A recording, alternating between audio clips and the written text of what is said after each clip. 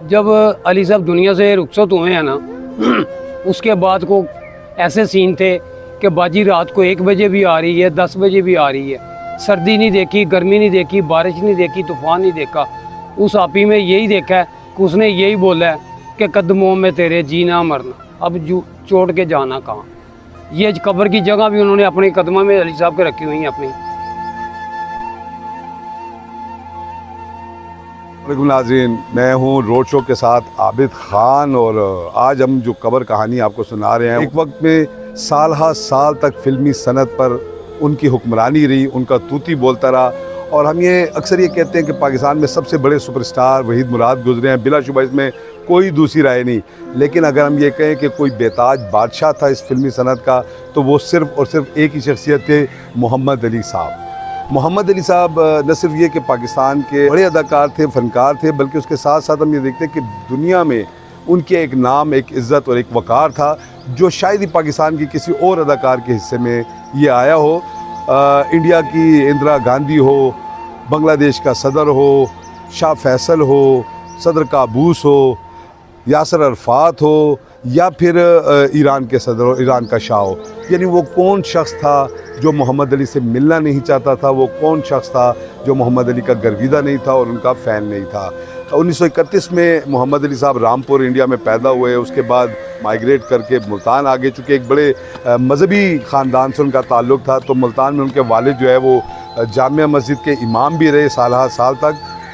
चूँकि इनके बहुत सारे रिश्तेदार हैदराबाद में रहते थे, इसके बाद ये हैदराबाद शिफ्ट हो गए और वहाँ जाकर मोहम्मद अली साहब ने जो है न सिर्फ अपनी तालीम मुकम्मल की, तालीम के बाद सदाकारी का जो है वो काम रेडियो से आगाज़ किया। और ज़ैड बुखारी पाकिस्तान की तारीख़ के एक बहुत बड़े रेडियो के हवाले से शख्सियत हैं। उन्होंने इनके अंदर कई हुनर को पहचाना और इनको जो है वो न सिर्फ रेडियो पे चांस दिया, बल्कि उनके ही तवस्सुत से फ़िल्मी दुनिया के दरवाज़े भी इन पर खुल गए। 1962 में मोहम्मद अली साहब को फ़िल्में मिलनी शुरू हुई और पहली फ़िल्म उनकी रिलीज़ हुई।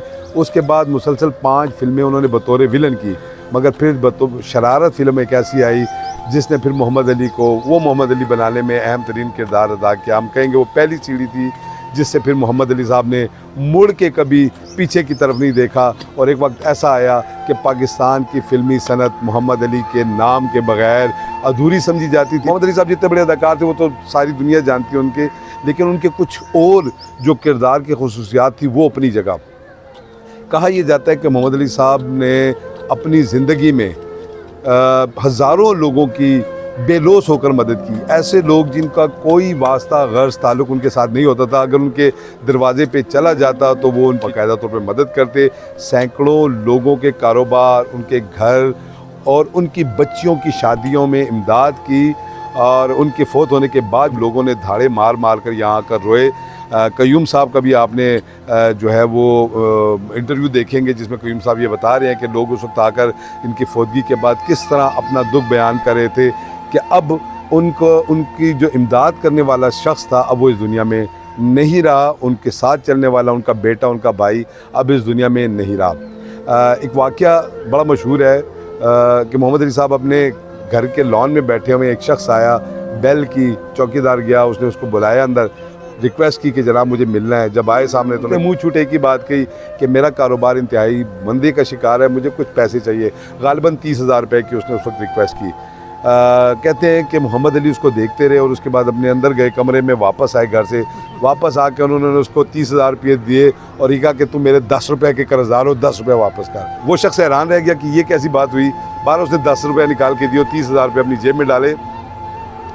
तो मोहम्मद अली ने उनको ये कहा कि मैं एक वक्त में आपके जो बर्फ़ का कारखाना था उसमें बतौर मज़दूर काम करता था और आपने उस वक्त मेरे 10 रुपये दबा लिए थे, मुझे निकाल दिया था। चूँकि आप मेरे सामने आ गए तो मैं आपकी मदद तो कर रहा हूँ, लेकिन मैं अपने 10 रुपये भी आपसे वसूल कर रहा हूँ। फिर वो 10 रुपये लेकर मोहम्मद अली साहब ने अपनी मेहनत के पैसे अपनी जेब में डाल लिए।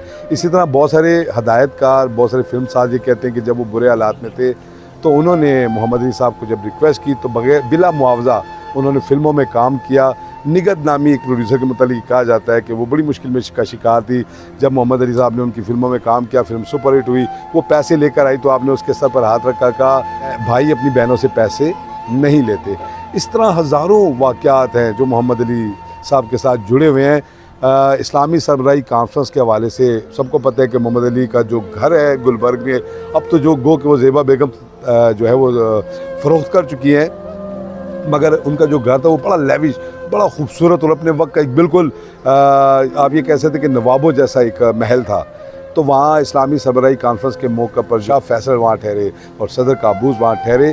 जनरल अरफात थे, वो बड़े फ़ैन थे और वो अक्सर जब इनका जिक्र करते बड़ी मोहब्बत से जिक्र करते। उनका हमेशा ख्वाहिश होती कि अगर वो पाकिस्तान आए या उनके साथ उनकी मुलाकात ज़रूर होनी चाहिए।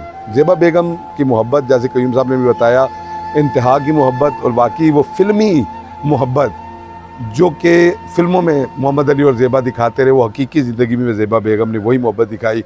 उनके फ़ौत होने के बाद आज 18 साल गुजर गए हैं। कयूम साहब के मुताबिक वो अक्सर व बेशतर यहाँ आती हैं, यहाँ आकर तिलावत करती हैं, यहाँ आकर सबक पढ़ती हैं और इनकी रूह को इसाले सवाब करती हैं। और मोहब्बत का आलम ये देखिए, अगर मेरे दोस्त असद शाह को ये दिखा सकें तो मैं बताऊँगा कि ये वो जगह है जो ज़ेबा बेगम ने अपने लिए मुख्तस की हुई है कि जब वो इस दुनिया से जाएँ तो उनको अपने खाविंद, अपने महबूब मोहम्मद अली के कदमों में दफन किया जाए। तो ये भी मोहब्बत की एक इंतहा है जी। ऐसी मोहब्बत के जो किस्से हैं वो सिर्फ फिल्मों में नज़र आते हैं, किताबों में, मगर ज़ेबा बेगम ने साबित किया कि ये ऐसे किस्से जो हैं ये हकीकत में भी होते हैं।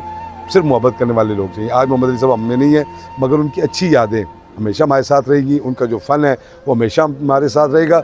और कयूम साहब ने एक बड़ी अच्छी बात की कि 18 साल में मुझे आज तक कोई एक शख्स ऐसा नज़र नहीं आया जिसने मोहम्मद अली के हवाले से कोई नेगेटिव बात की हो। जो शख्स आया उसने मोहब्बत से नाम लिया, इज़्ज़त से नाम लिया। पता नहीं कहाँ से लोग इनके अकीदतमंद आते हैं और आज भी आकर यहाँ इनके इसाले सवाब के लिए दुआ करते हैं। हमारी दुआ है कि अल्लाह पाक इनके दर्जात बुलंद करे। और ज़ेबा बेगम के लिए ज़रूर दुआ कीजिए, उनकी तबीयत ठीक नहीं है, अल्लाह पाक उन्हें सेहत दे, तंदुरुस्ती दे। नाज़रीन, आज की कबर कहानी का अख्ताम होता है। जल्द नए शो के साथ आपकी खिदमत में दोबारा हाजिर होंगे, तब तक के लिए इजाज़त दीजिए। अल्लाह हाफिज़।